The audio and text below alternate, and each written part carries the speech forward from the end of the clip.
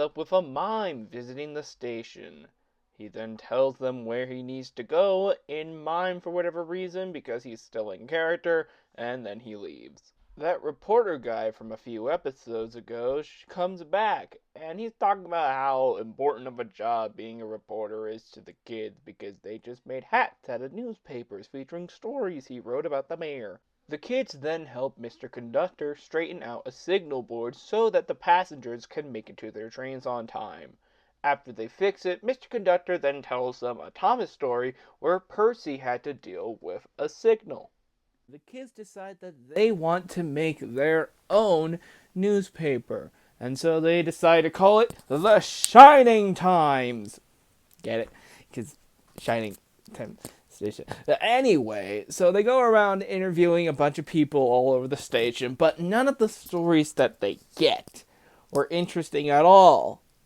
I mean, they get stuff that, oh, Billy came from a tribe.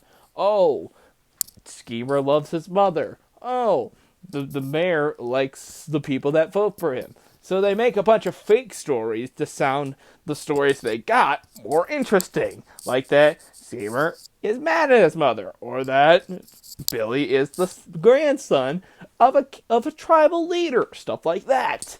But everyone, expectedly, gets really mad at them over this. And so the kids are all saddened that they hurt everybody's feelings. Womp, womp. So afterwards, Mr. Conductor tells them, hey, maybe you shouldn't stretch the truth when you're trying to present factual newspapers.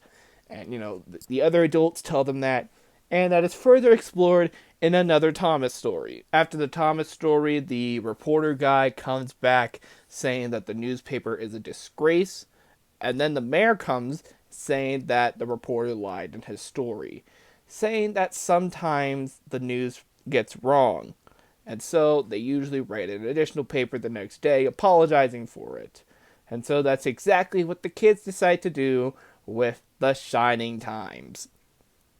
So this episode is pretty standard good. Pretty good, actually.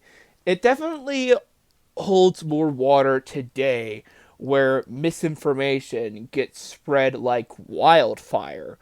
In the era of social media, it is so much easier to find and believe in fake news than actually find the real stuff. I mean, there have been several accounts where a news site has gotten something wrong, or somebody took a rumor or even a conspiracy theory and just took that as factual evidence.